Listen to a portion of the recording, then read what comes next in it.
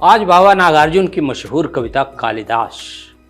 इस कविता में नागार्जुन कुछ सवाल पूछते हैं कालिदास के जरिए कि रचना प्रक्रिया कैसी होती है साहित्यकारों की, कवियों की।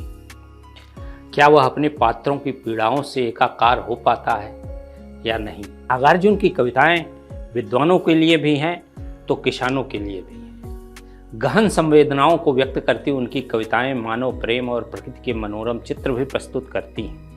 कालिदास कविता में उन्होंने कविताओं की रचना प्रक्रिया पर कैसे प्रकाश डाला है, यही देखते हैं। नागार्जुन का मानना है जब भी कोई कवि काव्य सृजन करता है तो उसके कथानक और पात्र उसके अपने जीवन को गहरे तक प्रभावित करते हैं। उन पात्रों का सुख और दुख कवि का अपना सुख और दुख बन जाता है।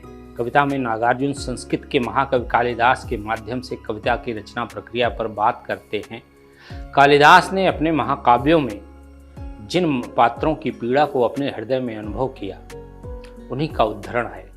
उन्हीं का उद्धरण नागार्जुन ने अपनी कविता में दिया। रघुवंश जिसमें अज और इंदुमती का वर्णन है, कुमार संभव कामदेव और रति का वर्णन है, मेघदूत जिसमें यक्ष और उसका विरह है। अब कविता सुनते हैं। कालिदास सच सच बतलाना इंदुमती के मृत्यु शोक से, अज रोया या तुम रोए थे।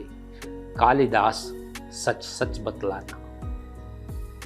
शिव जी की तीसरी आंख से निकली हुई महाज्वाला में घृत मिश्रित सूखी समिधा सम कामदेव जब भस्म हो गया। रतिका क्रंदन सुन आंसू से, तुमने ही तो दृग धोए थे। कालिदास सच सच बतलाना, रति रोई या तुम रोए थे। वर्षा ऋतु की स्निग्ध भूमिका प्रथम दिवस आषाढ़ मास का, देख गगन में श्याम घन घटा।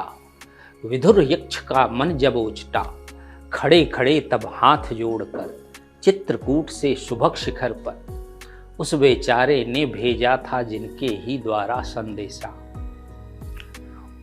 उन पुष्करावर्त मेघों का साथी बनकर उड़ने वाले।